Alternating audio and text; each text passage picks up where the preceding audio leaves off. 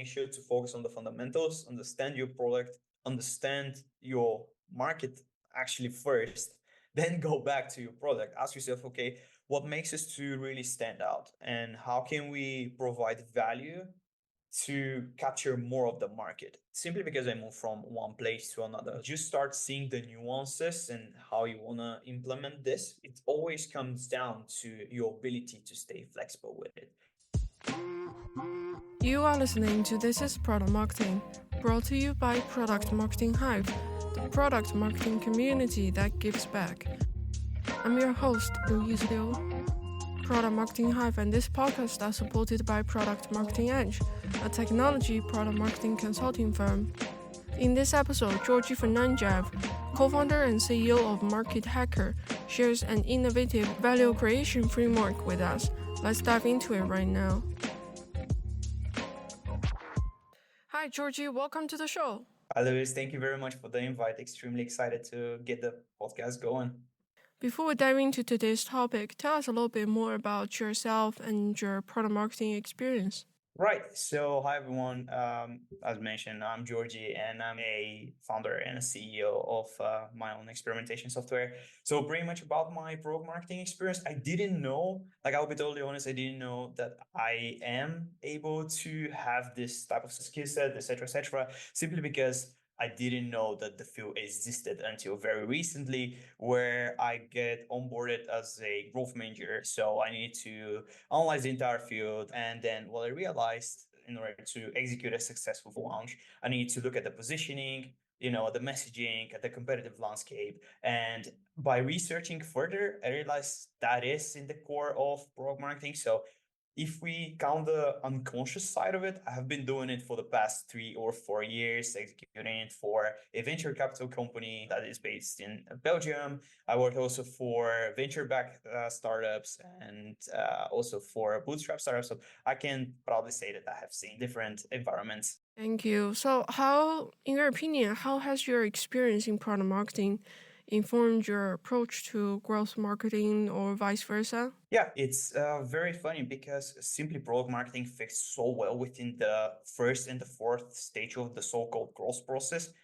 First stage, it's all about gathering data from the field, speaking to the customers, analyzing internal and external data in both quantitative and qualitative way. So I feel like that's how product marketing plays such a critical role within my day-to-day. I also happen to build from scratch the entire CI function, which I'm very passionate about, because if I haven't built it up, I wouldn't know that there are quite a lot of competitors executing product launches and also running ads or our own names, which of course can lead to decrease in market share. So that's number one. And then step number four, it's purely about the execution and staying flexible, right? And that is also involving stakeholder management and sales enablement, right? So I think that's where the connection comes in. And then if I really have to position product marketing somewhere within any SaaS, I would say it's in the core, because if you don't know, what value are you providing, how are you standing out, where are you messaging it, then you can run sales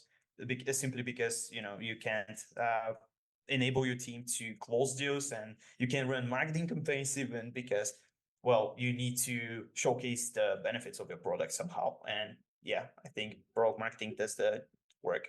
This is great. So our topic today is the value creation framework that you shared with me not long ago.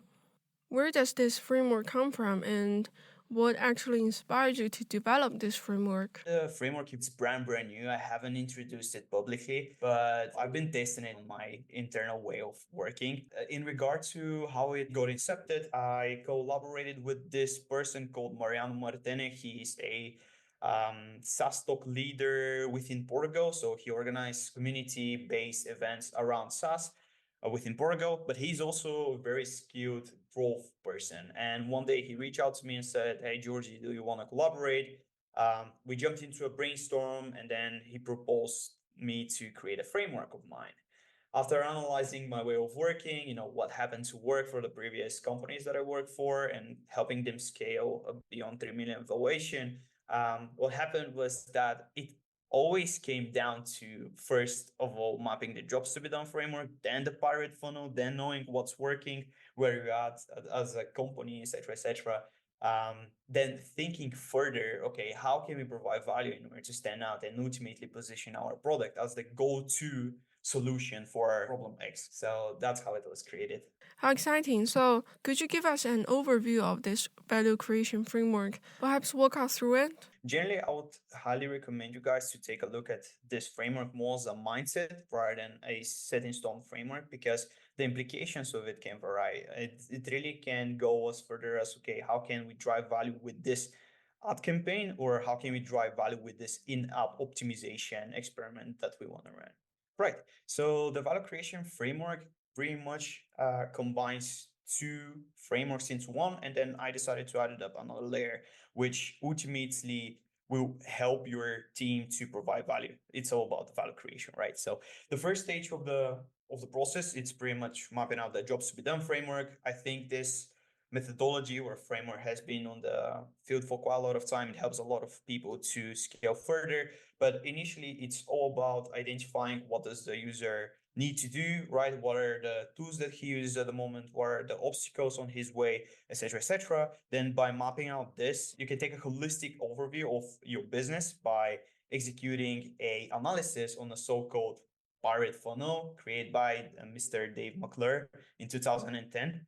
So it's been based all around those proven methodologies, and where the uniqueness of this lays is pretty much introducing the final layer, which is all about combining the customer pain point towards the stage of the funnel where your company struggles. So for instance, if you lack awareness, you need to run experiments within the awareness stage of the funnel, and then tie this need of running experiments to specific traction channel in order to drive value and create a demand. The blood of businesses is cash flow and revenue.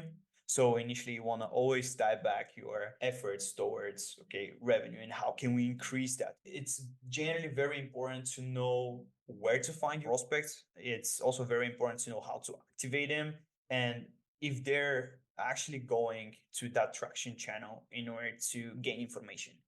Because if not, you're just shooting in the dark. And let's say you are a enterprise level solution, but you go to Instagram, well, that's not working, obviously, because your persona is not there. So that's the reason why I'm trying to always tie back to the traction channel, the pain point, and how those two things can contribute to solve the problem for the company that I work for. So, the third stage is about connecting everything to the traction channels. In your opinion, how do you decide which traction channels are most effective for engaging each persona type and different funnel stages? What are your criteria?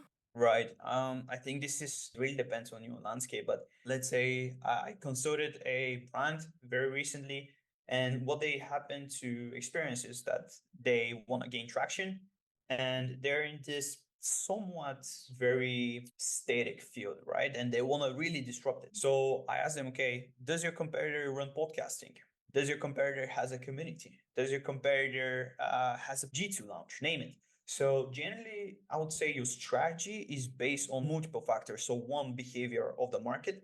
Two, how is your competitor executing efforts in order to get out there, and solve their own problems that you might experience, which most of the time we happen to experience the same things. It's just in a different time, maybe, or simply because you do things a little bit differently. But yeah, I would say it really depends on what growth levers does the market currently has and what growth levers you can introduce.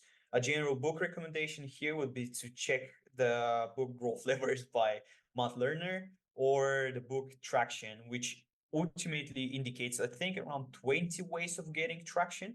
And this book is also integrated within the framework in itself. You said that you've developed this framework and applied this framework at work. Can you share an example with us?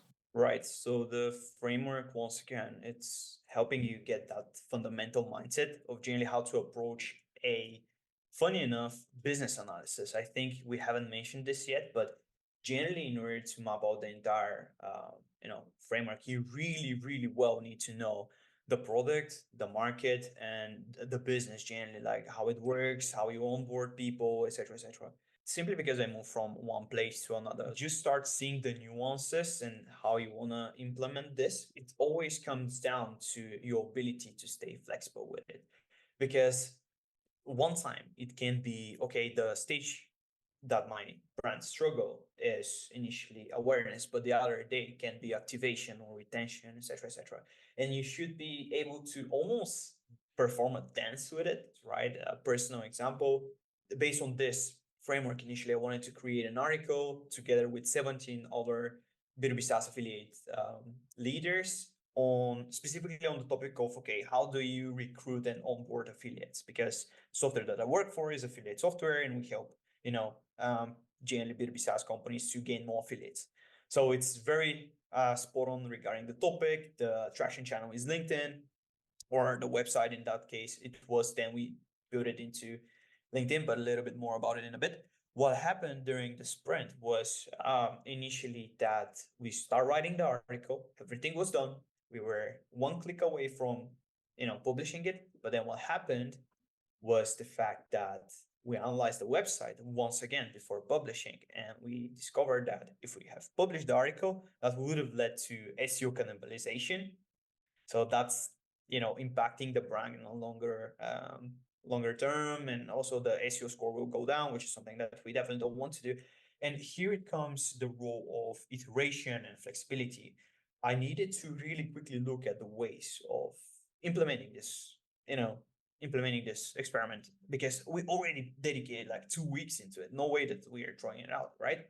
And what happened was the fact that the idea of putting it on the CEO's personal profile happened to resonate the most, simply because you connect contacts directly, like you tag the affiliate experts and the companies that they work for, which I am not going to shy away from saying that they fitted the ICP as well. So generally, we try to also leverage their own network, right? And that's by far the best way that you can get external awareness. So by listing it initially, to sum it up, initially we listed it on LinkedIn. We get exposure, we get number one in the organic rankings for this specific keywords and some variations of it. And last but not least, we actually happen to fulfill the content calendar as well for the founder, which down the line helped us to build healthy relationships with all the experts. This is great. Thank you for sharing. What emerging traction channels are you excited about? Right. It once again, I don't want to be this guy, but it really depends on your business. What I'm personally excited is leveraging further partnerships, because it's just incredible how much social media tries to consume our attention, right? Well, if you're doing more partnerships, it's a proven source of recommendation. So that's one thing. You can do cross offers as well. Let's say one of me and you start doing business. Somebody needs a podcasting solution. You provide it, while I can say, okay, you guys do the podcast. Well, I'll jump and start promoting it further for you. So I'll do the marketing. And this is a mixed type of offer, which is a no-brainer, since pretty much the person from the other side that we are trying to sell to gets double the benefit for the same price or a discounted price, because of course, like, you need to calculate it to be doable price for the prospect. But I would say partnerships, both integration wise, or on the side of, as I mentioned, going to different markets like this, because let's say if I'm big in the US and you want to go further with your podcasting there, we can introduce some kind of effort in order to help you penetrate the market, while I also benefit from, let's say, your current market. So partnerships is one. Then I feel like not everybody is still doing this, and it's not really that the channel is not usable. It is overly used, but just the whole tactic of writing LinkedIn articles helps so much. Simply because the domain of LinkedIn is super high, right? So by the time you create relevant content and you do keyword positioning accordingly, you can get to the first even organic results, which I happen to experience as well. So that's why I'm so excited towards that. And yeah, I think I'll leave it up to these two for now. Of course, events, communities, and Reddit posting can save your business as well, especially if you're not so niche type of SaaS. So I'll highly recommend you to check it out. What advice would you give to someone looking to implement a similar framework or this particular framework in their organization?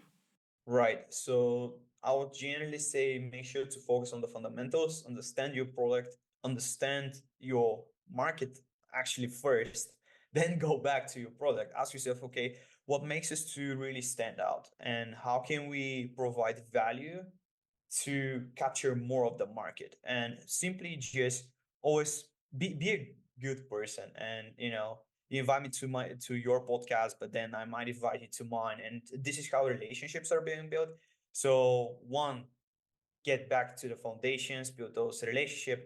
Two, always listen to your customers. And three, never stop testing and experimenting, because the more you learn, the further you will go with your business. And generally, as a professional, the more you experiment, even on a personal plan, the more you recognize who you are as a person and where do you want to go. So I would say that's advice. Great. Thank you for joining us today. Thank you. Thank you very much. Thank you for tuning in to This is Product Marketing, brought to you by Product Marketing Hive, a product marketing community that gives back. Check out our website, productmarketinghive.com, to join our community, meet fellow product marketers, and access free resources. If you enjoyed our podcast, please subscribe and give a 5-star rating on the platform of your choice. See you next time.